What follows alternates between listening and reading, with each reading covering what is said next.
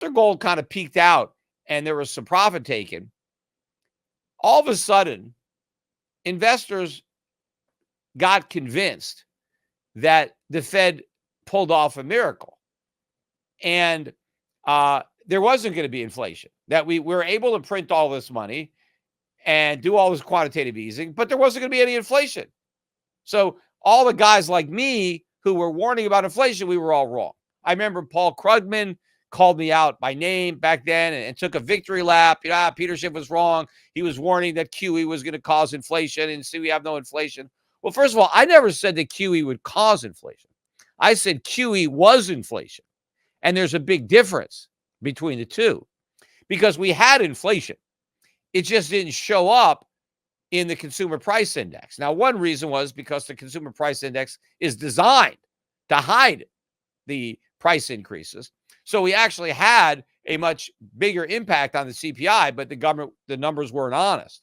But of course, a lot of the inflation in the early days of QE went into stock prices, went into real estate prices, went into bond prices. So asset prices were being pushed up by inflation, but nobody cared about that. Everybody was happy about that. But I knew all along, and I was telling my audience, that all this inflation would eventually come home to the consumer goods. That regardless of how the inflation entered the economy, it always ends up in the same place, because everybody who's buying assets eventually wants to buy stuff. I mean, that's why people buy stocks, so they can buy more stuff. Owning stocks are a means to an end. You're trying to get wealthier. You're trying to accumulate more money. Why? So you can buy more stuff. And so everybody wants to turn their paper wealth into consumer goods, whether it's buying a new house, buying a car, taking a vacation, buying new clothes, entertainment, whatever it is. People want to spend money. And so I knew ultimately that's the final resting place. All this QE, all the money that was printed, eventually it's showing up, in consumer prices. And that finally happened in a big way in 2021, 2022. It's finally here. Paul Krugman was wrong. I was right back then. QE was inflation. And now we are having to suffer the consequences of all that inflation based on how much money has been printed over those 13 years. Now, some of it was already factored in early on, but the people who were worried about QE1 and QE2, they had no idea what was coming with QE4, with COVID, or what's about to come now, after this election. And by the way, the odds on Trump are now the highest I've seen them. If you look on the betting markets, Trump's about a 60% favorite. I'm looking at Kalshi right now. But all the odds are pretty much the same among all the major platforms. But Trump is at 60%. I've never seen him that high. This is the highest today. That's one of the reasons that a lot of the Trump trades, like, Donald Trump's stock was on fire, below 10% today. The stock has been soaring just in line with the odds of Trump winning. It's the betting markets where you see Trump way ahead. In the actual polls, it's more of a dead heat, or I think Kamala is actually leading in most of these polls, which is why I think a lot of these polls are kind of rigged. I think probably the betting markets are more honest because it's actual money that's being bet. And so it's like, who do you think is going to win? He says we need interest rates to stay below the rate of inflation, and then we need the economy to grow by more than inflation so we can bring down debt to GDP. I guess we could have the economy growing more than the debt. And one of the reasons he says we have to do that is we have to keep the debt service costs down. Because if interest rates go up, it's too expensive. We can't pay the interest. Right now, the interest on the national debt is $1.1 trillion. And, I used to say it was the third biggest line item. I was mistaken. It's the second biggest, because I was lumping Medicare and Medicaid into one program. And they're not. And so there's only one program, Social Security, that is bigger than interest on the debt. Interest on the debt is the second line item. And obviously, if rates go up, which they should do, it's going to be even bigger. But it's bigger anyway, because all this debt, all the bonds that the government sold when rates were 25 basis points, 50 basis points.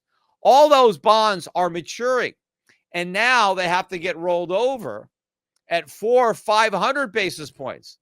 So as we refinance the existing national debt, the interest bill is exploding.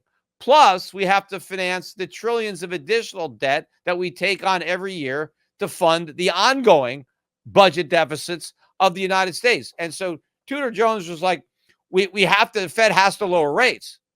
And so he said that all roads lead to inflation, which is true. They all do lead to inflation, but that is not the best thing. We should not be advocating. Look, I agree. That's what they're going to do.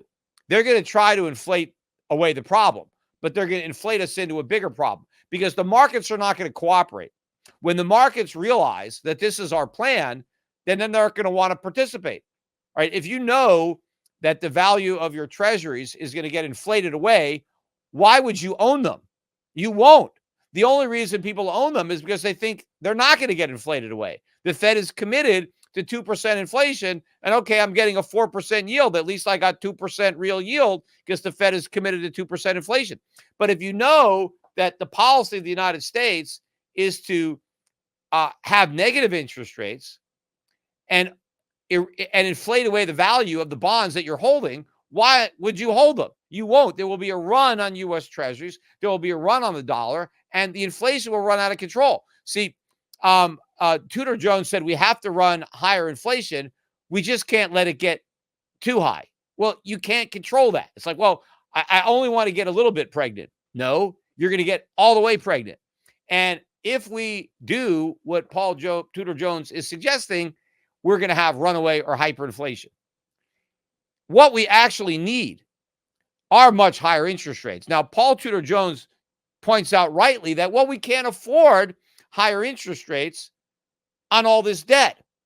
And so we have to keep interest rates artificially low so we can service the debt. That's not the solution. The solution is we can't pay the debt, so let's default. That's a better solution because then interest rates can go up because they have to go up. The underlying problem in America is that we don't save enough and we don't invest enough and we spend too much, particularly on consumption. We borrow to finance consumption. That has to stop. We're living in a bubble. And the result of that bubble is this massive debt that's about to explode. Tudor Jones wants to keep that from popping. You can't. What we need is to take control of the popping rather than having the markets impose the crisis. We need to default on the debt.